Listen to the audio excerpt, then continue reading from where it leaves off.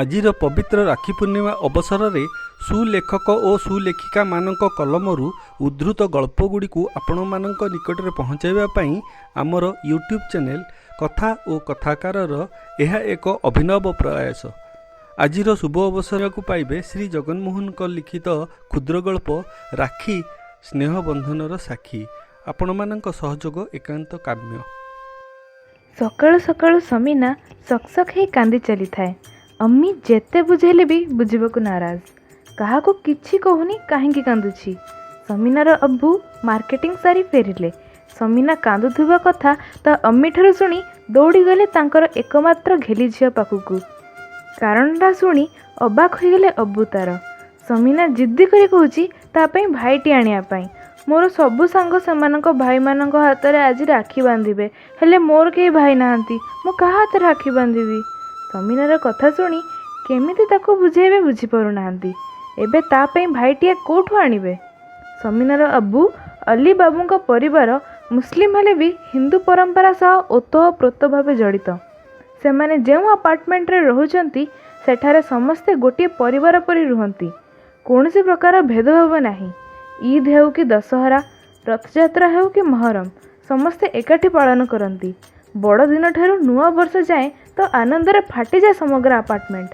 ଏହାଛଡ଼ା ଗଣେଶ ପୂଜା, ସରସ୍ୱତୀ ପୂଜା, ଏପରିକି ଖୁଦୁରୁକୁଣୀ ଓଷା ମଧ୍ୟ ସମସ୍ତେ ମିଳିମିଶି ଆୟୋଜନ କରନ୍ତି। ଅଲି ବାବୁଙ୍କ ପତ୍ନୀ ରୁକ୍ସାନା ବେଗମ ସମିନାକୁ ବୁଝାଇବାକୁ ଯାଇ କହିଲେ, ବେଟି, ରାକ୍ଷୀ ପୂର୍ଣ୍ଣିମା ପରା ଆମ ମଜହବରେ ନାହିଁ। ଆମେ ସିନା ଖୁସି ହେଉଛେ, କିନ୍ତୁ ଏହାକୁ କେମିତି ପାଳନ କରିବା। ଏକଥା ଶୁଣି ଅଲି ବାବୁ ସାମାନ୍ୟ ବିରକ୍ତ ହୋଇ କହିଲେ, ଆମ ମଜହବ କିଛି ଅଲଗା ନୁହଁ, ସବୁ ଗୋଟିଏ ମଜହବ, ସେଇଟା ହେଲା ଇନସାନିୟତ।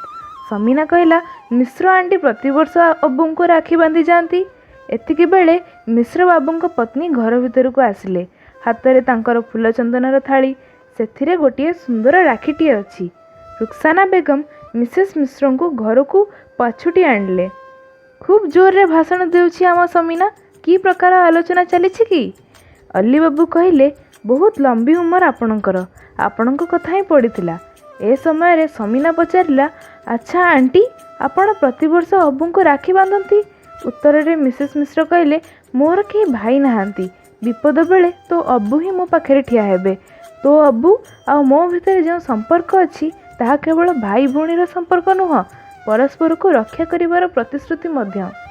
ତାପରେ ଅଲି ବାବୁଙ୍କ କପାଳରେ ସିନ୍ଦୁର ଚନ୍ଦନ ଲଗାଇ ହାତରେ ରାକ୍ଷୀ ବାନ୍ଧି ଅଲି ବାବୁଙ୍କୁ ମୁଣ୍ଡିଆ ମାରିଲେ। ଅଲି ବାବୁଙ୍କୁ ମିଠା ଖୁଆଇବା ପରେ ରୁକ୍ସାନା ବେଗମଙ୍କ ହାତକୁ ମିଠା ଥାଳିଟି ବଢ଼ାଇ ଦେଲେ।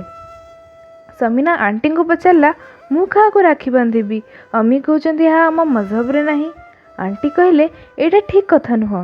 ତୋତେ ଯାହା ଉପରେ ଭରସା ଥିବ, ଯାହାକୁ ତୁ ଅନ୍ତରର ସହିତ ଭଲ ପାଉଥିବୁ, ତାହାରି ହାତରେ ରାକ୍ଷୀ ବାନ୍ଧି ପାରିବୁ। ତାହେଲେ ମୁଁ ବାହାଦୁର ଚାଚାଙ୍କ ପୁଅ ବଣ୍ଟିକୁ ରାକ୍ଷୀ ବାନ୍ଧି ପାରିବି, କହିଲା ସମିନା। ହଁ, ତାର କେହି ଭଉଣୀ ନାହାନ୍ତି, ସେ ବହୁତ ଖୁସି ହେବ, ଆଉ ତୋ ପରି ସୁନା ଭଉଣୀଟିଏ ମଧ୍ୟ ପାଇଯିବ। ଏ ତ ଖୁବ୍ ଭଲ କଥା, କହିଲେ ମିସେସ୍ ମିଶ୍ର। ଏହାପରେ ସମିନା ଅଲି ବାବୁଙ୍କୁ କହିଲା, ଅବୁ ଚାଲ ମାର୍କେଟ ଯିବା, ବଣ୍ଟି ପାଇଁ ରାକ୍ଷୀ ଆଣିବା। ଆଉ ଅମିକୁ କହିଲା, ଆଣ୍ଟିଙ୍କ ପରି ଫୁଲ, ଚନ୍ଦନ, ସିନ୍ଦୁର ଥାଳିଟିଏ ସଜାଡ଼ି ରଖିବାକୁ। ରାକ୍ଷୀ ଆଣି ଆସିଲେ ବଣ୍ଟିକୁ ଘରକୁ ଡାକି ତା ହାତରେ ରାକ୍ଷୀ ବାନ୍ଧିବି, କହି ଖୁସିରେ ଅବୁ ହାତ ଧରି ମାର୍କେଟ ଗଲା ବଣ୍ଟି ପାଇଁ ରାକ୍ଷୀଟି ଆଣିବା ପାଇଁ। କ୍ଷୁଦ୍ର ଗଳ୍ପଟି କେମିତି ଲାଗିଲା କମେଣ୍ଟ ବକ୍ସକୁ ଯାଇ ମତାମତ ଦେବାକୁ ଅନୁରୋଧ।